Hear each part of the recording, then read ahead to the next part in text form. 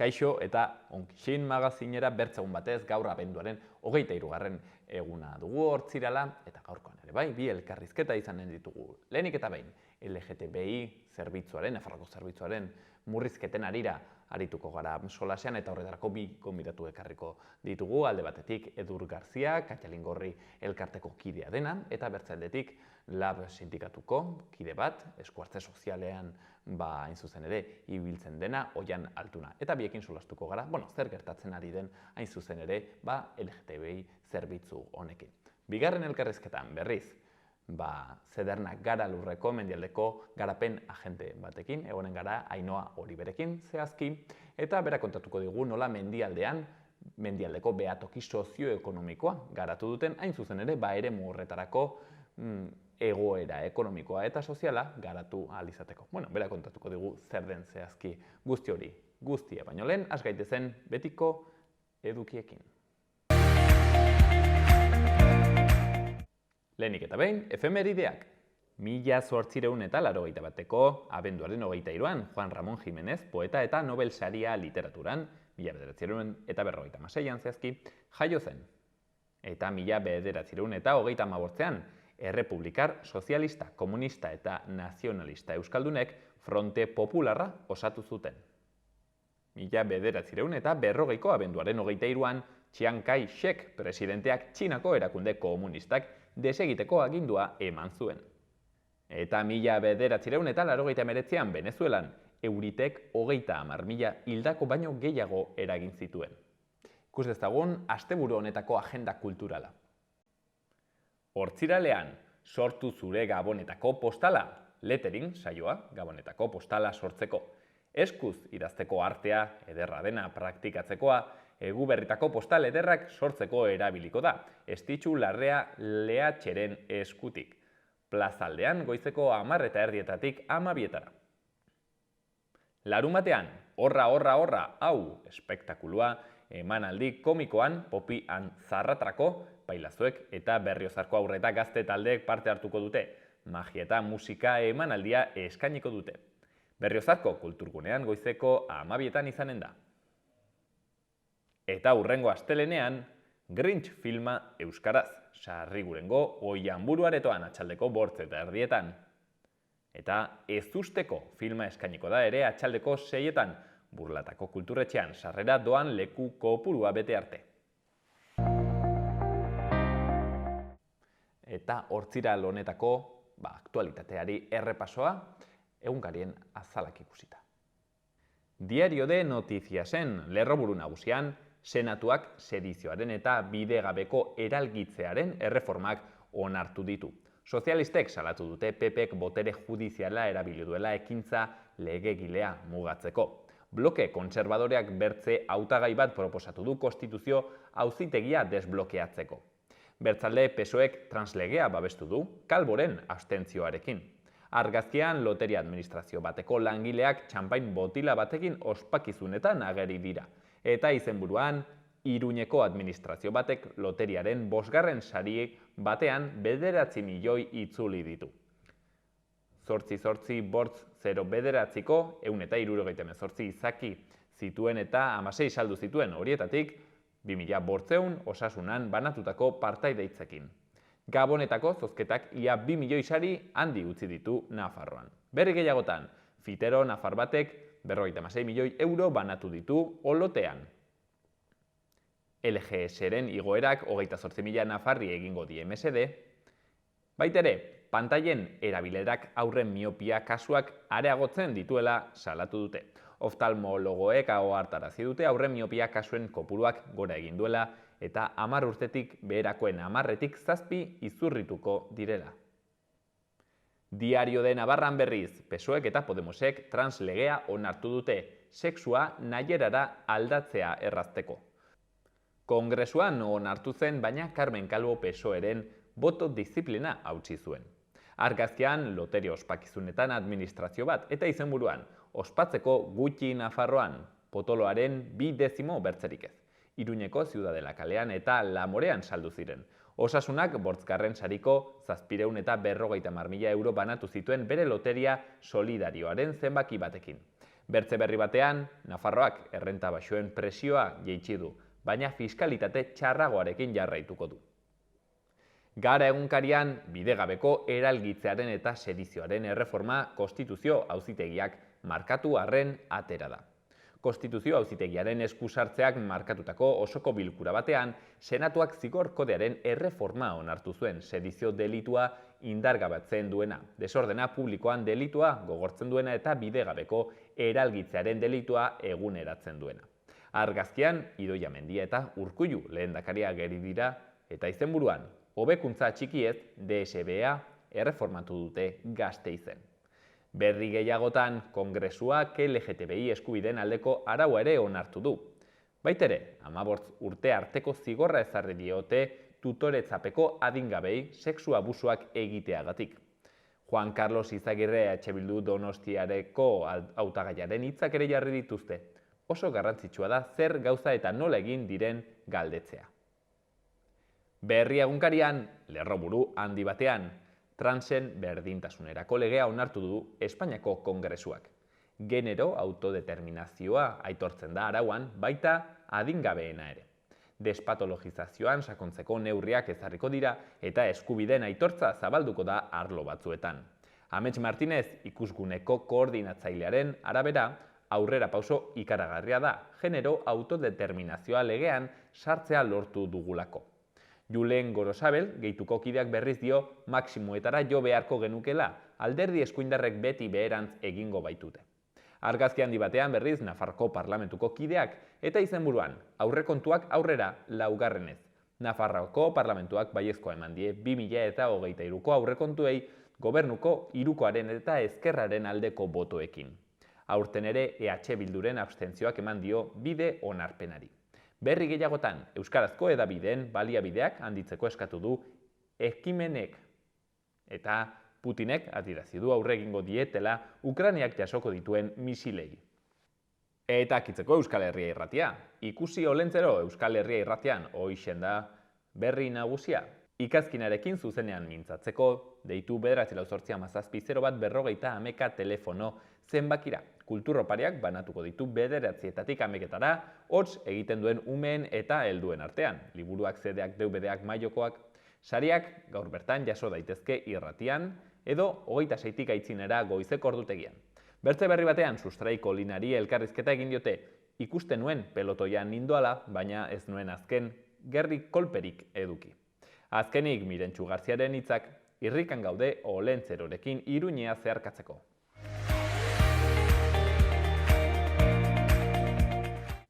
Ikus dezagun asteburuko eguraldia. Gaur hortzirala eguraldiak ildo beretik jarraituko du. Haizea zakartu egingo da eta hego-mendebaldetik joko du. Bolada gogorrekin batez ere egunaren lehen partean. Arratsaldean indarra galduko du eta gau partean kostaldean tarteka mendebal edo ipar-mendebaldekoa ere sar dezake. Zeruan erdimailako hodeiak eta goi-hodeiak urdinguneekin tartekatuko dira. Temperaturan ez da ia goraberarik espero eta garaierako oso epela izaten jarraituko du, batez ere Kantauri isurialdean. Hegoaldean lainoguneren bat ager daiteke. Larun batean argiago eta epel, egunaren lehen zatian goi-hodeiek oraindik zerua zertxo bait lausotu dezakete, baina eguerditik aitzinera oroar eguraldi eguzkitsua gailenduko da. Hego-mendebaldeko haizeak tarteka gogor joko du eta baliteke kostaldean eguerdi partean mendebaldeko tartean bat izatea. Temperaturan berri gutxi. Igandean hodei gehiago egunaren bigarren partean, baina gainerakoan apenas izango dugu aldaketarik. Epeletik eta hegoaldeko haizearekin jarraituko dugu. Hodeitzari dagokionez, goiza oroar eguzkitsua izanen da, bakarrik goi-hodei batzuekin, baina orduek aitzinera egin ahala hodeiak ugarituko dira, batez ere mendebaldean. Baliteke atxaldean edo gauean tanta batzuk botatzea bereziki Bizkaian eta Araban, baina oroar ateri egonen da egu berri egunean ere.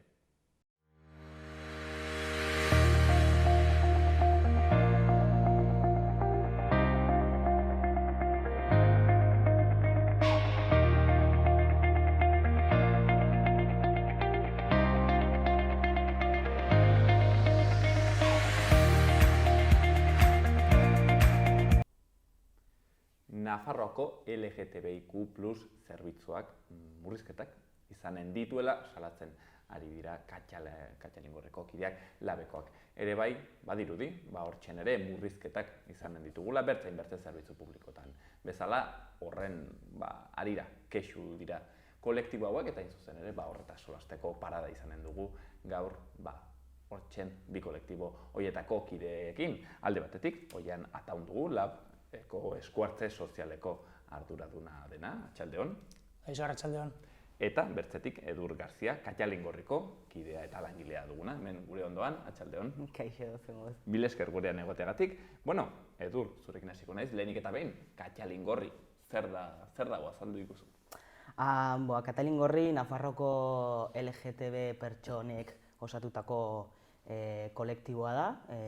Kolektiboak ere osatzen dute, duela 20 urte baino gehiago sortu zen, eta pertsonen eta kolektiboaren militantziaren ondorioz, 2016an lortu zen Katalingune sortzea LGTB zerbitzu publikoa.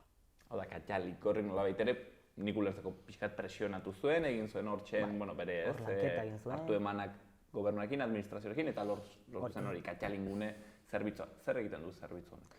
LGTB pertsonei arreta ematen die, bakarrik ez LGTB pertsonei, baizik eta Nafarroko pertsona guztiei, baina begirada sexologiko hori eta berdintasun eta LGTB begirada hori oso kontuan izaten dugu, eta Katalingunek dituen, aurrera eramaten dituen programak batetik arreta da, gero informazioa, LGTB inguruan informazioa ematen du, zabaltzen du, baita ere asesoria juridikoak eskaintzen ditugu, arreta sexologikoak, maila pertsonalean eta maila profesionalean baita ere, hau da, ez zara LGTB pertsona bat izan behar zerbitzura etortzeko, baizik eta gaiarekin, ze jakin nahi baduzu, edo zabaldu nahi baduzu, edo irakaslea baldin bazara eta ikasle bati arreta ona eman nahi badiozu ere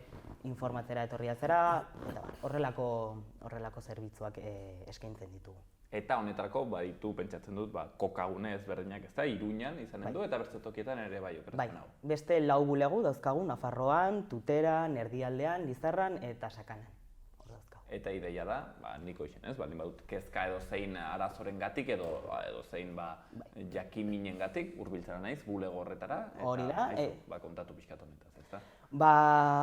Pertsonak behar dituen, kezkak edo beharren arabera, arreta espezifiko eta profesional bat ematen diogu, kontaktu bat nahi baldin badu beste kolektiboekin, kontaktua egiten da, edo prozesu bat ireki behar dela familiarekin, edo ikastolan, edo lagunekin, edo ez dakiz zer, baita ere arreta hori ematen da.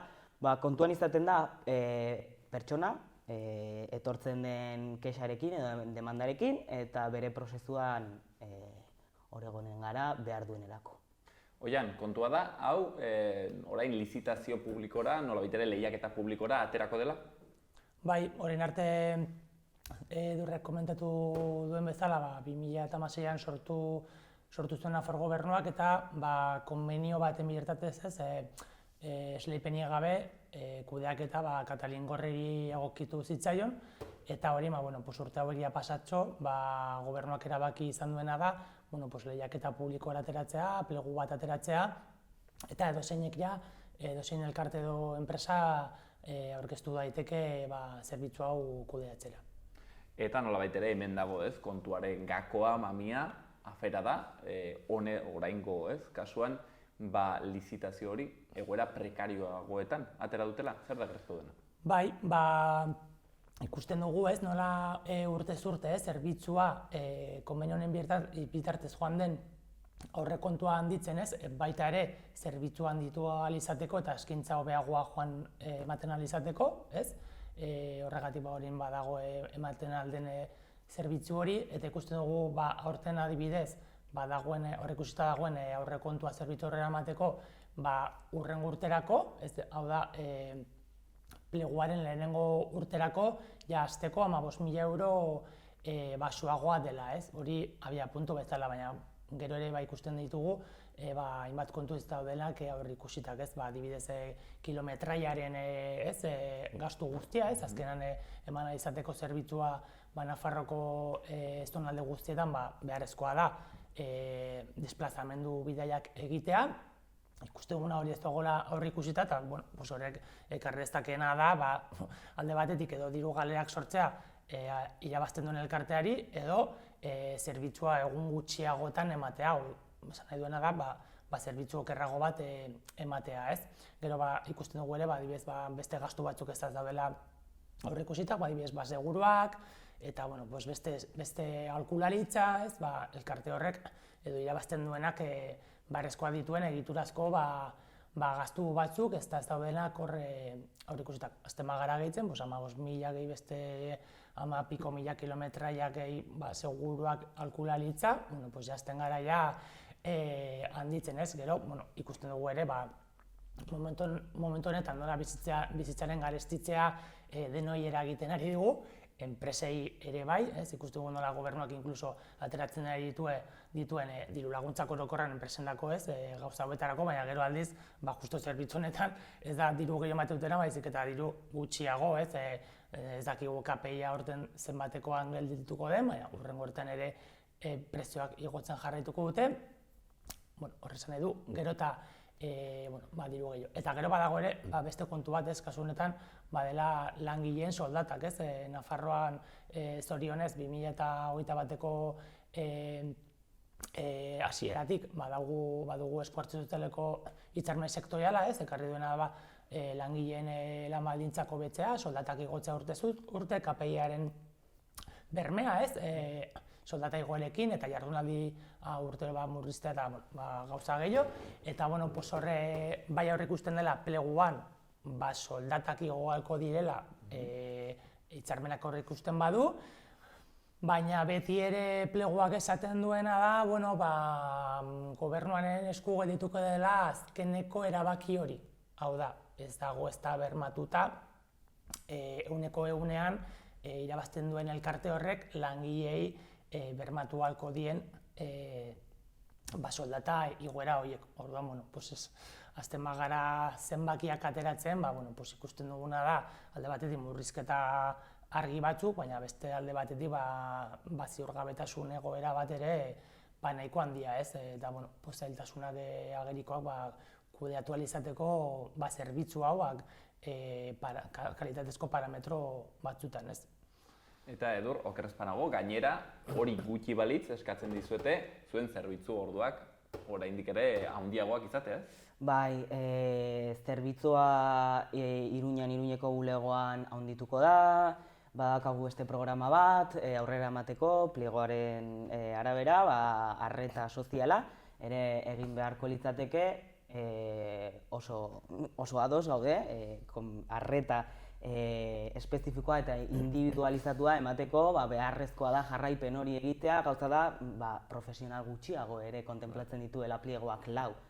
Gaur egun 7 gara 5 bulego dauzkagu, guztiak irekitzen ditugu, Nafarroko herrietara joaten gara, nola egingo dugu lan hori pertsona gutxikokin, gero Iruñako bulegoa zabaldu behar badugu ordutegia, nola banatuko gara, nola emango dugu arreta hori, eta Oianek esaten duen moduan behar bezala, arreta, kalitatezko arreta bat nola emango dugu murrizketa guztiekin, ez bakarrik aurrekontuaren partetik, baizik eta hori langileen partetik, eta bulegoak, deszentralizatutako bulegoak ere nola aurrera eramango ditugu programa guztiak, hor dago galera handia. Ezagik nola egiten den, ongi fantasiazko joko hori, ez? Zerbitzu betea, baina langile gutxiagorekin. Kasu honetan, zenbat langile geldituko zineten?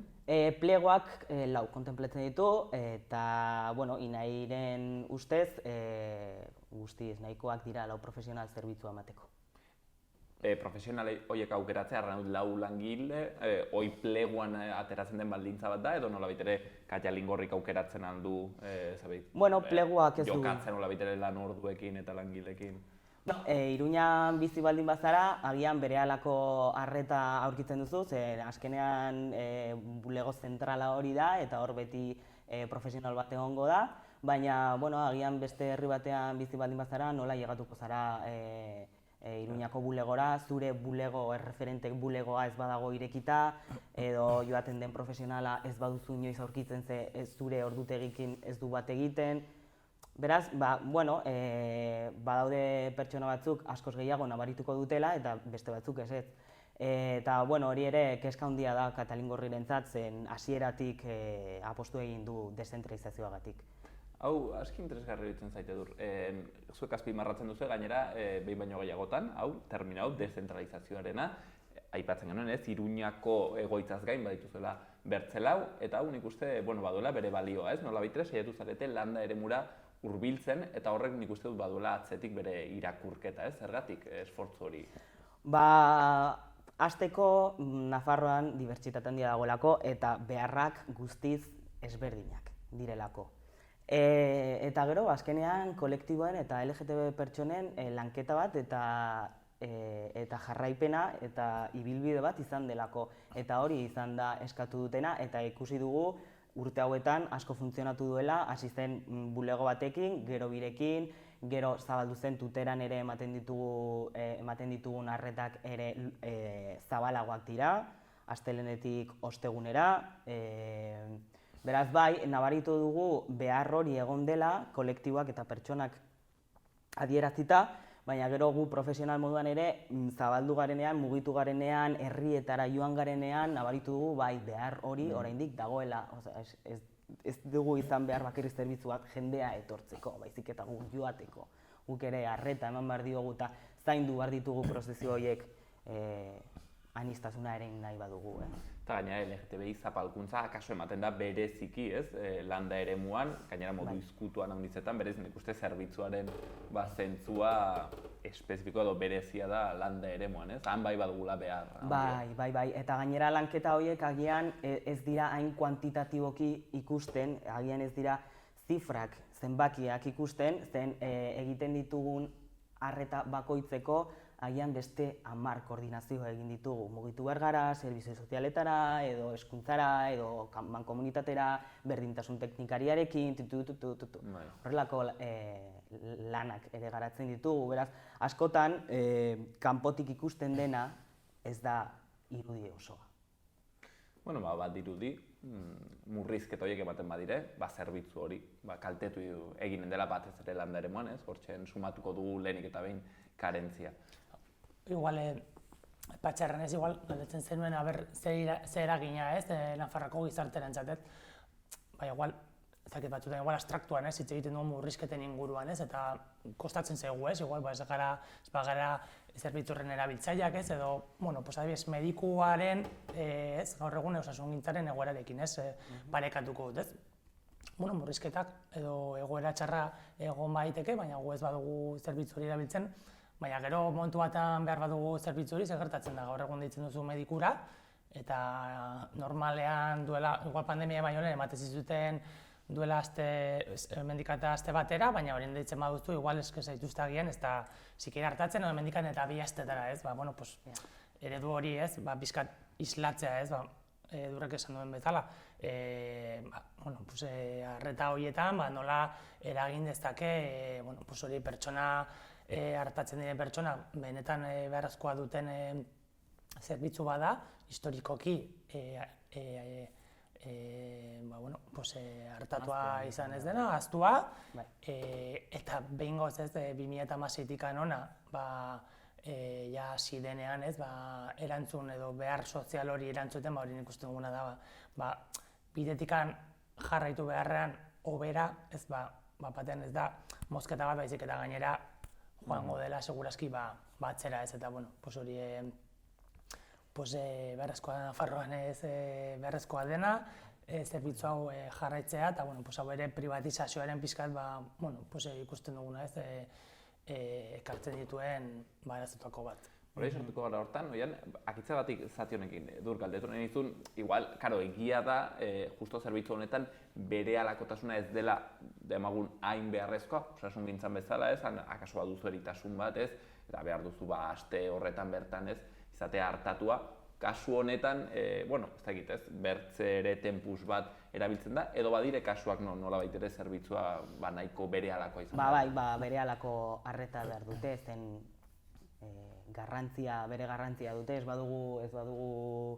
badugu bere momentuan hartatzen, bueno, ez dakigu nola garatuko den, Akaso edur, ez dakit, klitxe bat den edo muturreko egoera bat den, baina badakigu kolektibo batzuetan, adibidez, transen kolektiboan, bueno, gertatzen direla muturreko kasu horiek, momentu batean beren burua kaltetzea, beren buruaz ere beste egitera haietzen alda. Ez dakit, halako kasu larriak ere, bueno, egoten aldire eta zerbitzu honek, ematen die erantzun bat nolabait ere halako egoerei.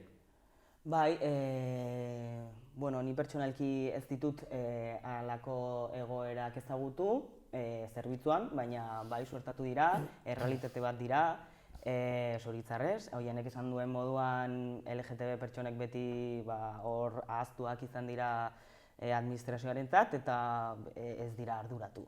Orain, bueno, zerbitzu honekin erantzun bat ematen hasi ginen eta bere ekarpenak egin ditu, baina, gauza da identitatekin oraindik lanketa handia dagoela egiteko.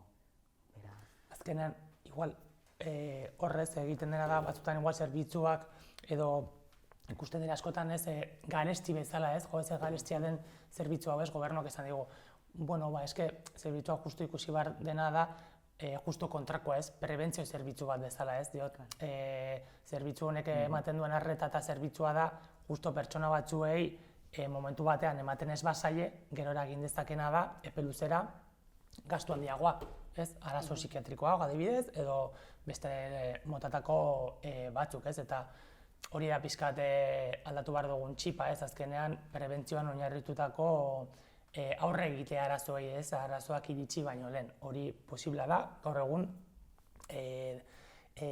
gure eskutan dago, osasungintzan bezala, lehen arretako osasungintza ona bat baldin badugu, gero epe luzera ekidingo ditugu beste gauza asko, edo bazterketa sozialarekin bezala, Bueno, da, askotan hemen kostatzen zaiguna eta, bueno, jorratu beharreko ildoa, eta bidea.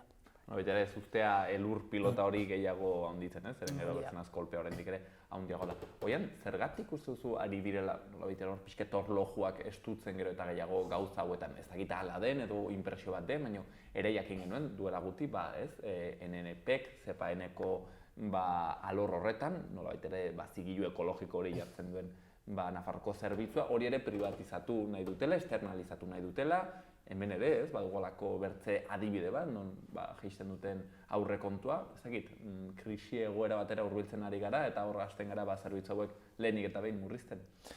Bueno, krisi etengabeko batean bizi gara, azkenean ikusten dugun zerbitzu publikoak orokorrean ez daudela batere garatuak, nola azpikontratazioa erabatekoa den, ikusten dugu, langile publikoen egonkortze prozesuak nola urtetan zehar egon dire behin-behinekotasun eta badauden behin-behinekotasun handi batean, ikusten dugu 2008ko krisitik oraindik ez garela atera,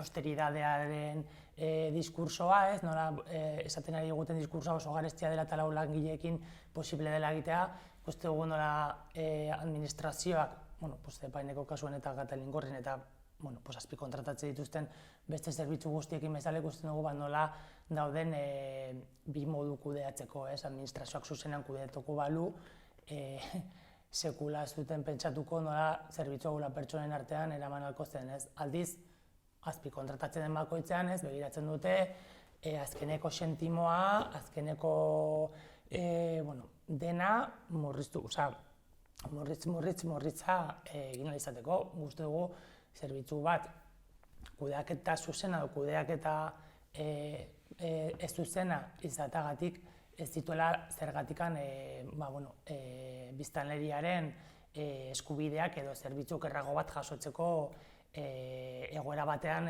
aurkituz behar, azkenean hori da, pixkat ikusten duguna. Moldarrikoatzen dugu, zerbitzuak, printzipioz publikoak izan beharko zirela publikoak, baina guzti hori iritsi bitartean biztanleriari ez eragitea, ez edurrek lehen aipatu eta azkenan ikusten dugu, bai, privatizazioa dago, eta azkena zer gertatzen da, bueno, pues aurkitzen dira langile batzuekin zein daukatela kristone konpromezua zerbitzu hori aurrera emateko, baina askotan kalitate hori ez da hainbeste ematen, administrazioak ematen dituen baliabideengatik, baizik eta langileen konpromezuengatik, langileen prekaritateengatik eta langileen azkenan horrek ere askotan osasunean eragiten duenagatik, ez. Hala ere, oian norbaitek erranen du, bale, ados nago, zerbitzu hau eman beharko litzatekeela, baino, egia da, krisi egoera batean sartzen ari garela, edo behintzat sakunagoa, ez, 2008tik ez garelako atera, erraten zenuen moduan, baina, bagoaz egoera batera, nahiko zaila, eta haizu, orduan, non baitetik hasi beharko da murrizten, eta hemendik hasi beharko gara murrizten. Zelako galdera, ez da, batzutan behar sozialak hor daude, diote azten bagara konparatzen, beste batek esan dezake ere, agian EAN ikusi dugu, halako diskurtso batzuk esatu dutena, gure medikura joateko ohiturak aldatu behar direla, ez? Guk uste duguna da, dirua badagoela, baliabide nahikoak ditugula gizarte honetan, ondasun pila dagoela gizarte honetan, gertatzen dena, ez dagoela nahiko diru gobernuaren aldetik jasotzen dena, ez, zergen bidez, gehiago dutenak ez dute gehi ordaintzik, batzik eta gutxiago, adibidez errenta aitorpenean, ez da inolaz ere ez progresiboa, enpresek ordaintzen dituzten zergak oso baxuak dira, baita ere, honek ekartzen duena da azkenean, gobernuak beti dituela baliabide murritzak, ez? Eta hori alde batetik behar hauei emateko osasungintzari, emateko hezkuntzari, ez? Esan dudan bezalaren biharko egunerako gizarte hobeago bat eta ez justuago bat izateko. Hori alde batetik, baina gero ere ikusten dugu gobernuak ere zertan jartzen duen askotan lehentasunak, ez? Ikusten dugu nola orain gerra bat dagoen Ukrainian, zenbat diru gastatzen duten gauza pila batetan benetan gizarte honendako inolako onurarik eta beharrik ez dagoenean, beraz.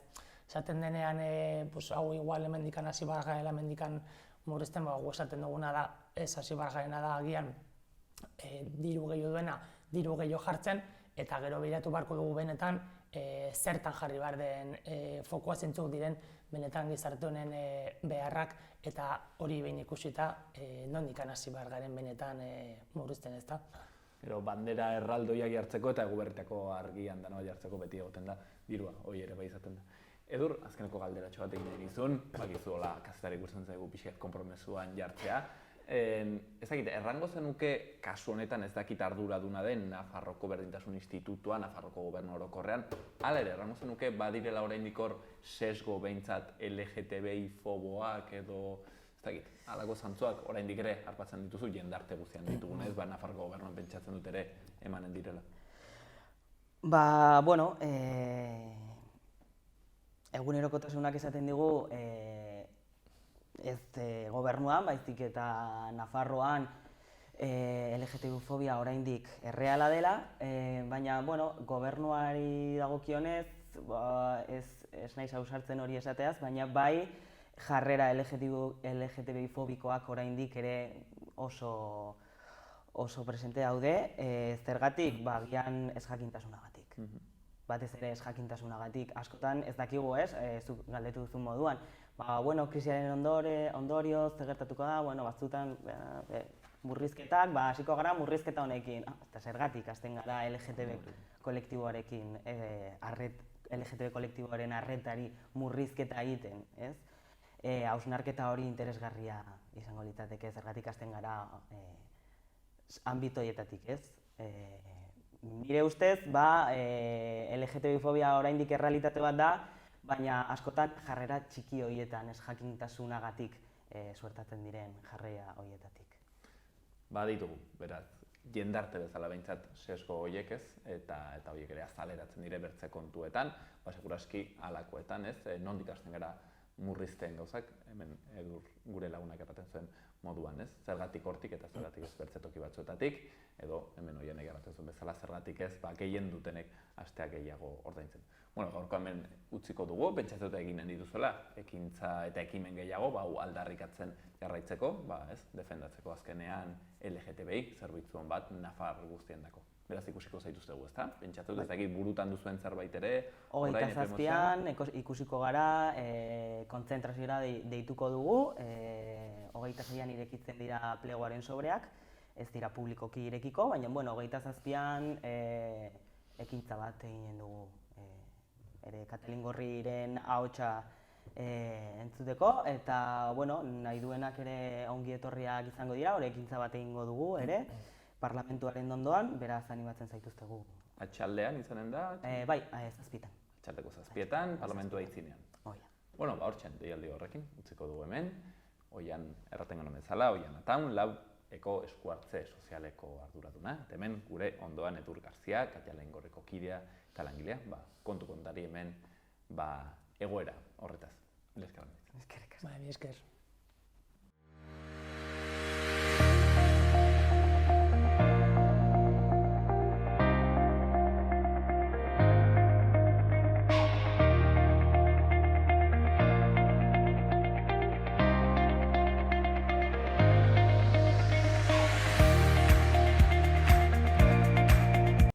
Ikus ditzagun Iruñerriko udaletako albisteak.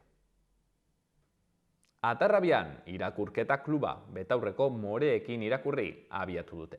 Tailer honen bidez literatura ikuspegi feministatik hurbildu nahi dute, emakumeak zein gizonak inplikatuko dituen ikuspegi feministatik, berdintasuna sustatuko duen autokontzientzia sortzeko.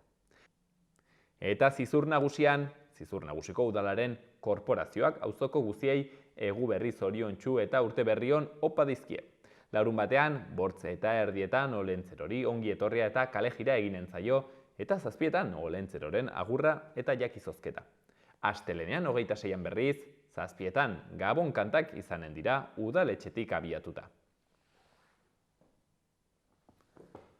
Eta Iruñean, Iruñeko udal artxiboak fototekako 50 bat irudi aukeratu ditu, irubebikoitza.pamplona.es webgunetik hiriaren Gabonetako historia ilustratzeko. Sehaska zozketa, animalia bizien salmenta edo argiztapenaren eta kabalgataren bilakera, aspaldiko irudiak partekatzeko sareetan edo familian. Horretaz gain, haur eta familientzako izaki askotarikoak unibertsio anitzetan, tailerrak astearte honetan hasiko dira Ziudadelako arma aretoan. Izen emateak, pertsonako eta eguneko 4 euroko kostuarekin izanen dira.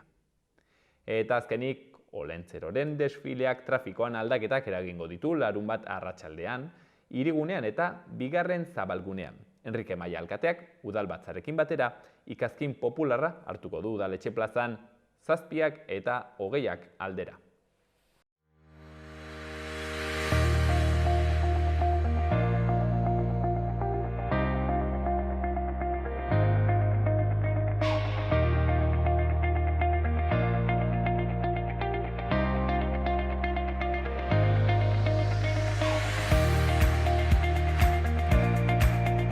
Badakizue gure jendartetan izaten dugula hiritar zentrismo arazo handiak, normalki ez bakarri Madrid zentrismoa, Nafarroan ere segurazki Iruña zentrismoa izaten dugu, eta hor izaten ditugu arazoak, nola baitere hiritik at dagoen landa eremua garatzeko orduan, ez? Eta handik etortzen dire, normalki ikusten ditugun arazoiek gero eta sakonagoak direla, landa despopulazioari dagokionak, landa eremuaren zaintze uste horri dagozkionak, hortik ateratzen diren hainbat eta hainbat kontu, eta hain zuzen ere, gauz horiei nola baiteren buelta emateko eta konpentsatzeko lanetan ibiltzen dire Zedernak Garalurrekoak, eta orain berriki, mendialdeko behatoki sozioekonomikoa ere eratu dute, hain zuzen ere, garapen sozioekonomiko horretan laguntzeko. Guzti hori zer den argituko digu, hain zuzen ere, Ainhoa Oribede, Zedernak Garalurreko mendialdeko garapen agentea denak, eta hementxen atxalde honetan gurekin elkarrizketan dagoena. Atxalde hon, Ainhoa? Atxalde hon, Gorka, eskerrik asko, gonbidapenagatik. Mil esker zuri, Ainhoa. Bueno, lehenik eta behin, behatokia, ea laguntzen diguzun argitzen zer den, mendialdeko behatoki sozioekonomiko hau. Bai, mendialdeko behatokiaren eraketa hau ulertzeko, pixka bat aurrekarietara jo behar dugu. Guk mendialdean, Taberna gara lur, garapen agentzia bezala, badu 30 urte baino gehiagoko lan esperientzia Nafarroako mendialde guztian garapenerako lankidetzan. Beti ere, udalen eskutik eta tokiko beharrizanei erantzunez. Orduan, mendialdea, guk mendialdeko eskualdea deitzen diogun honi, da Larraun Leitzaldea bezala ezagutzen den eskualdea. Eta hemen, ikusi da eskualde bezala potentziala dagoela garapena lantzeko, zerbitzuak mankomunatzeaz haratago, ez? Norbera beren herriagatik lan egitea zaratago, eskualde bezala behar dugula potentzialtasun hori garatu.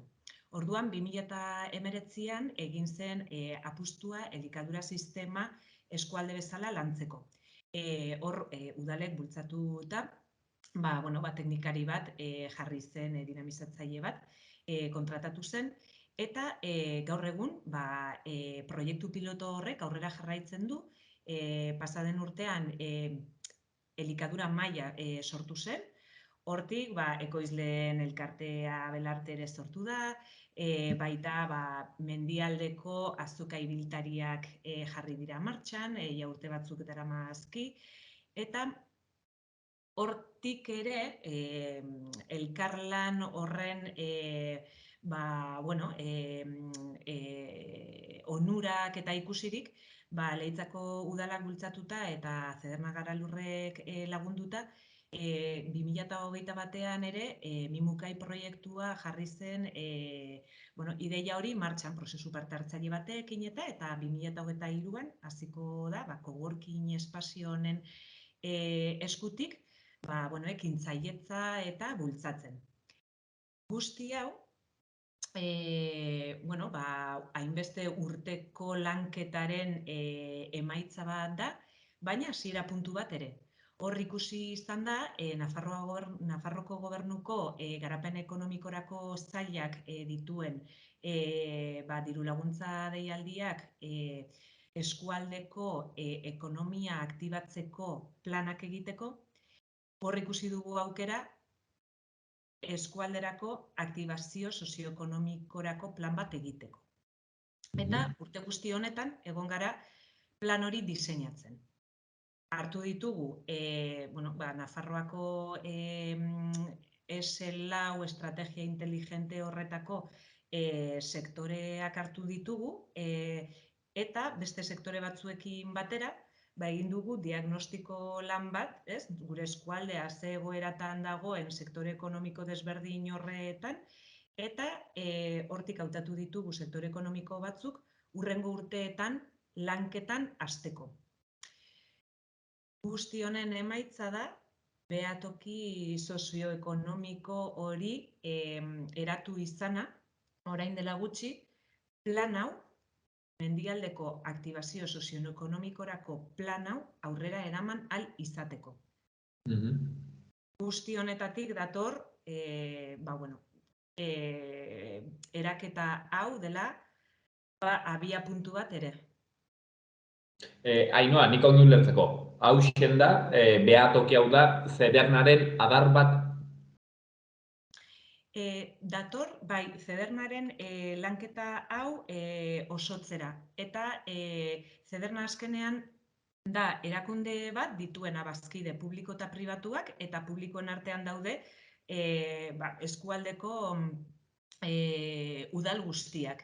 Eta berdin, mendialde Nafarroako iparralde guztia hartzen du Zedernak, ez? Orduan, ikusten da, Zedernak duen funtzioa izanik garapena eta izanik izaera hau dela udalerriak baino, osea, supramunicipala edo deitzen dana, eta garapena lantzen duen eragile bakarra orokortasun horretan, bai ikusten da horren barruan sartzen den entitate bezala. Eta nolabait ere entitate edo adar honek izango du bere aurrekontu, ez dakit, berezia Nafarroko gobernutik etortzen dena edo nolabait ere sartzen da Zedernaren aurrekontuetan eta hor barnean impulsatzen den plan bat izanen da. Bai, guk azkenean Zederna bezala proiektuak aurrera eramateko ez ditugu gure funtsak, ez? Gu beti gaude, hori diru laguntzetatik eta aukera hauek, ez? Deialdien aukera hauek aprobetxatzen. Horregatik ikusten zen Nafar gobernuaren diru laguntza deialdi honek lagun dezakeela gure eskualdean baliabide gehiago izaten plan hau aurrera eramateko. Baina,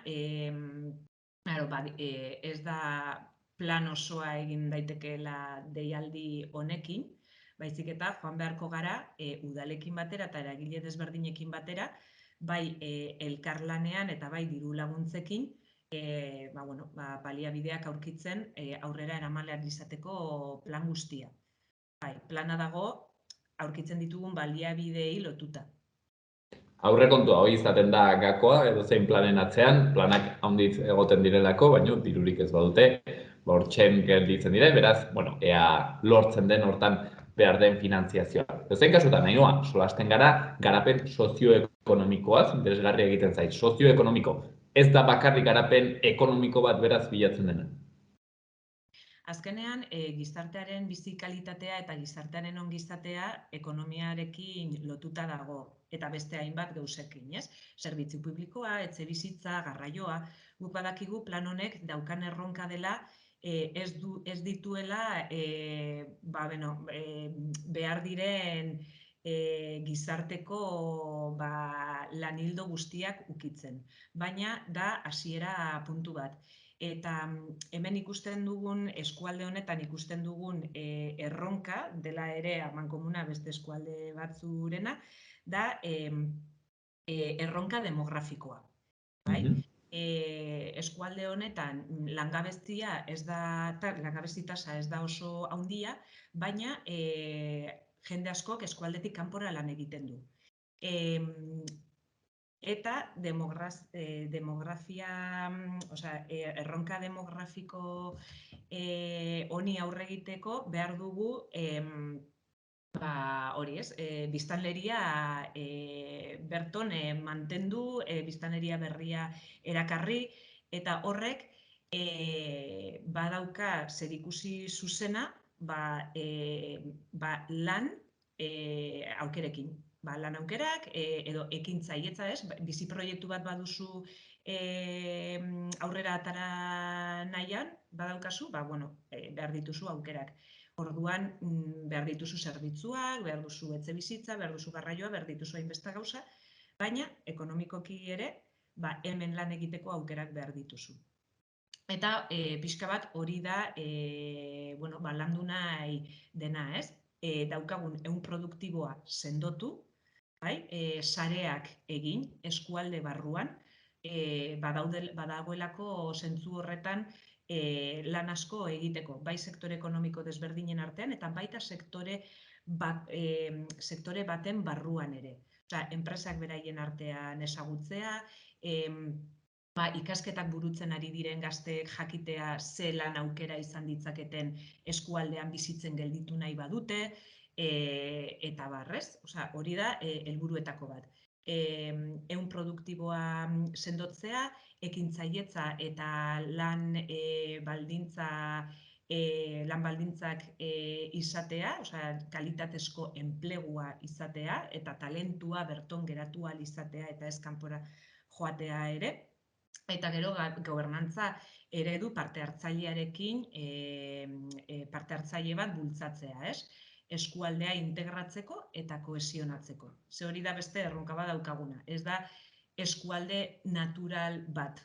ditu bailara asko, dinamika oso desberdinekin. Batzuk Gipuzkoarekin oso lotuta daudenak, beste batzuk Iruñerrirantza begiratzen dutenak, eta beste batzuk bai, direnak eskualdeko zentro bezala hartzen direnak, herri handiagoak eta traktoreagoak. Eta nolabait ere, bilatzen dena da mendialdeko eremu hori, ez dakit hitz egokia den, baina nolabaiteko unitate ekonomiko moduko bat bihurtzea, hau da, ez egotea inbertze begira erraten moduan Iruñera edo bertze tokietara, baizik eta, ez dakit, oinarrizko beharrak eta oinarrizko kontu ekonomikoak behintzat bertan asetu alizatea, bertan ekoitzi eta konsumitu alizatea, pixket hori bilatzen da, osotasun ekonomiko batean sartzea, mendialdeko eremua.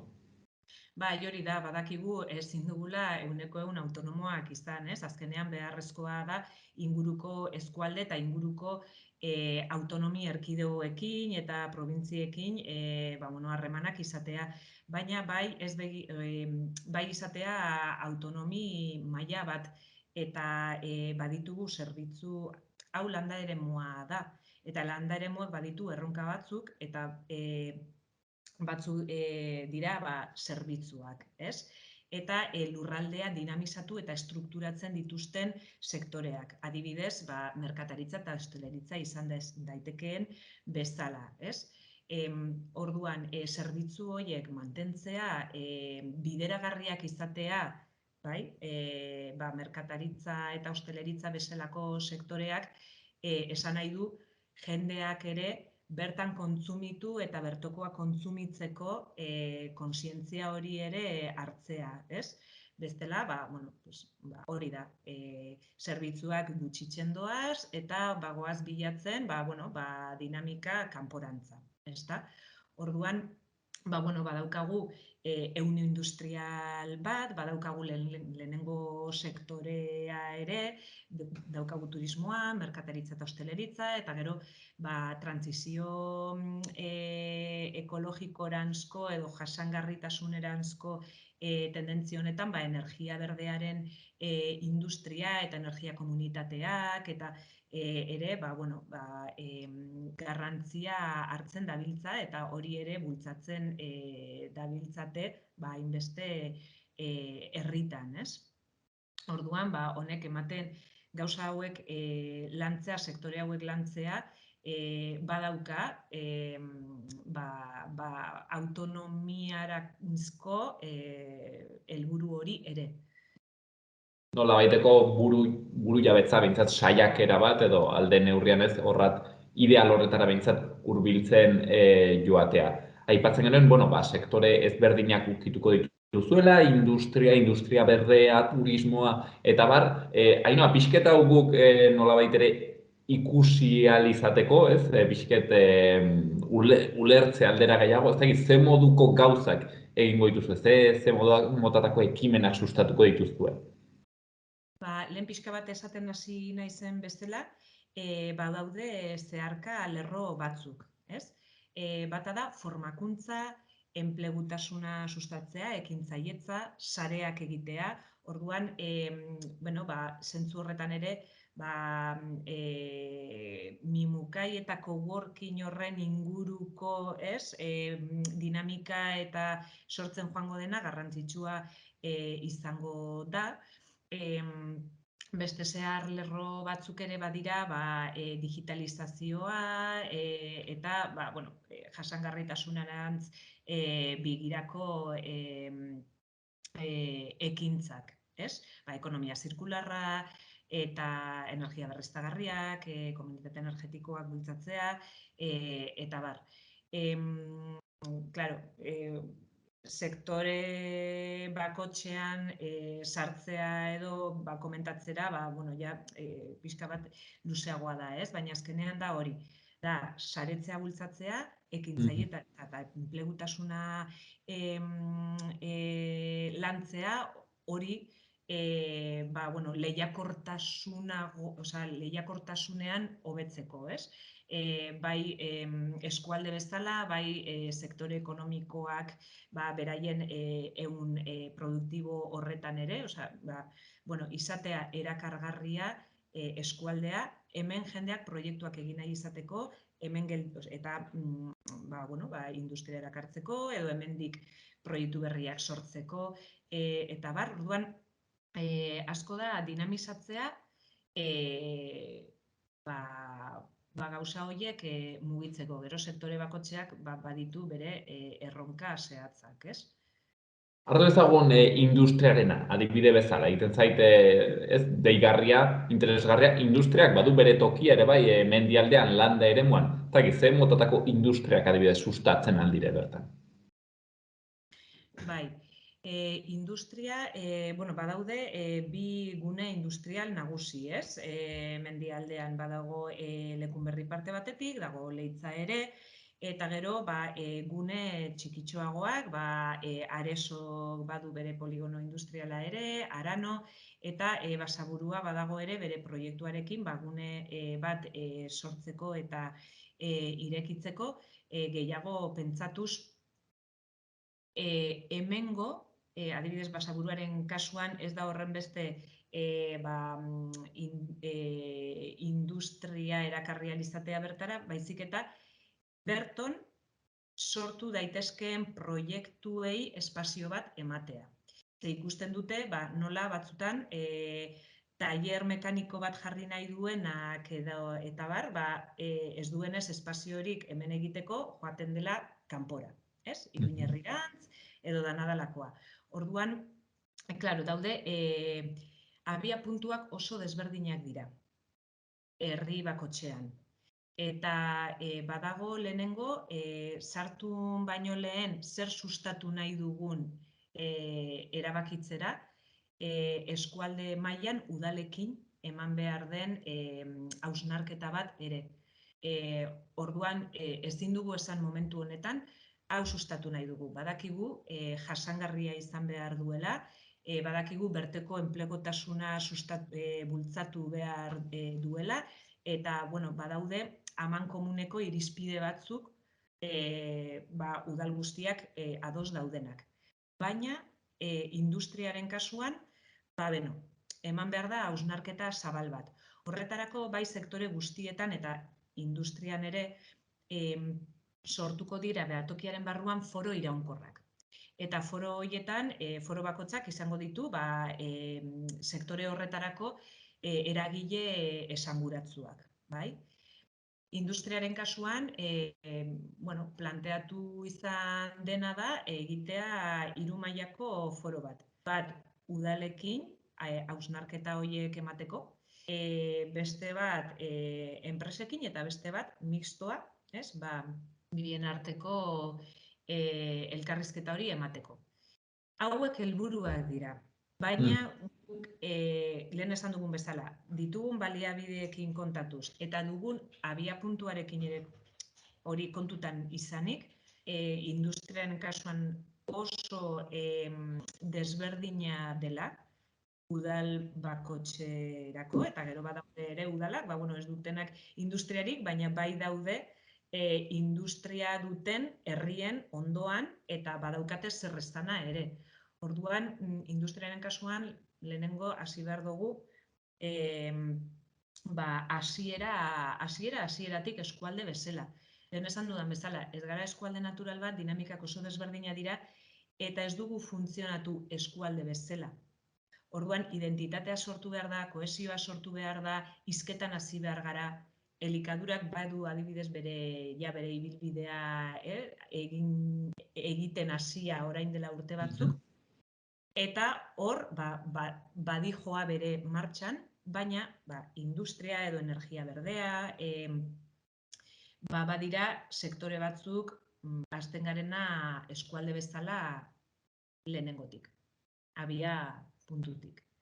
Orduan, gauza galdera hori oso ona da, baina ez daukat erantzunik horretarako, eskualde mailan ez dagoelako erantzunik oraindik horretarako. Edo behintzat beharko genituzkalako ordu pare bat edo egun pare bat erantzuten hasteko guzti horri.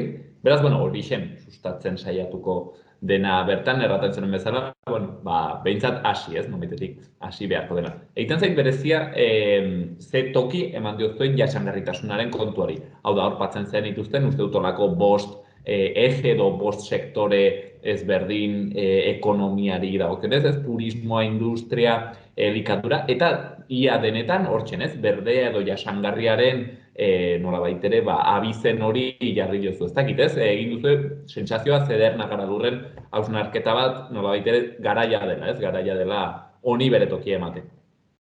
Bai, Zederna Garalur, ez bakarrik Zederna Garalur, udalekin baita.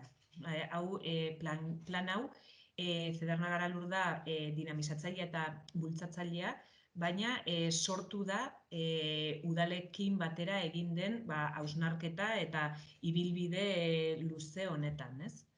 Bai, eta jasangarritasuna gaur egun daukagun, bizitzen ari garen momentuarekin eta dena, badaukagu argi edo jasangarria dela edo ezin dela izan, ez? Orduan, bide horretan pausuak eman nahi ditugu. Galdetu nahi nizun Ainhoa, ezagik galdera erreixa izango den pentsatzen dut ezetz, baina ez pentsatuta nolabait ere, mendialdean gaude, landa eremuan, aipatzen genuen gainera jasangarritasuna, hau da, baditu bere berezitasun batzuk horko sustapen sozioekonomiko honek, eta agian laguntzen digu ulertzen hori, berezitasun hori, aipatzen badugu zer ez den garatu behar. Orduan, ez dakit, adibidez, ze uste duzu ze proiektu mota edo ze industria motak akaso ez du toki gehiagirik halako eremu batean, ez dakit, zer ez da egin behar, ez dakit galdera zentzuzkoa den. Bai, zentzuzkoa bada, eta erantzuna izen alda oso simplea edo oso komplejua, ez? Eta momentuetan, galdera honi erantzun simplea eta oso, oinarrizkoa agian emango dut, baina da hori, jasangarritasunari, hau da, ingurumenari eta gizarteari eragin negatiboa ematen dion edozein ekintza edo proiektu izango litzateke, kanpoan geratuko litzatekena. Zeintzuk dira eragin horiek baloratzeko irizpideak? Horiek dira, momentu honetan, foro iraunkor horretan udalekin hitz egin beharrekoak.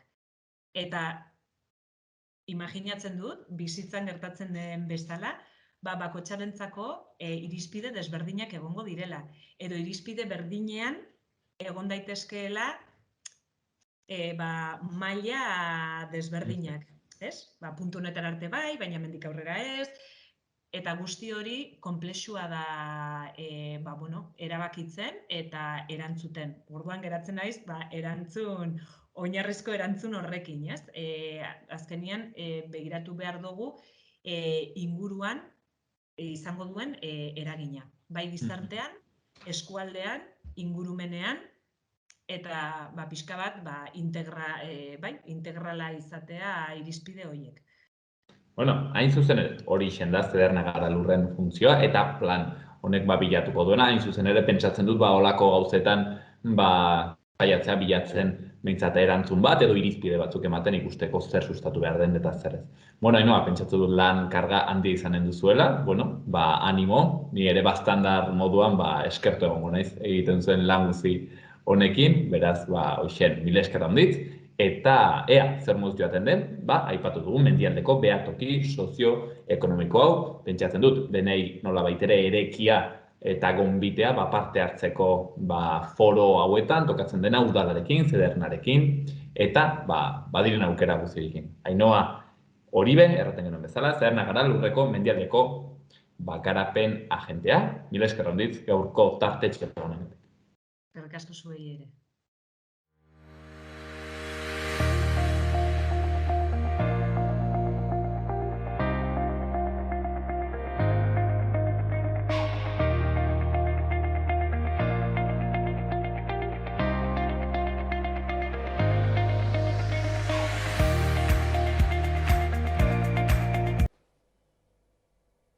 Hauxen denak gaurkoz, Ortziral honetan, asteburuna pasa ezazuela, astelenean besta da, gu ere ez gara hemen egonen, eta asteartean bai hementxe beti bezala.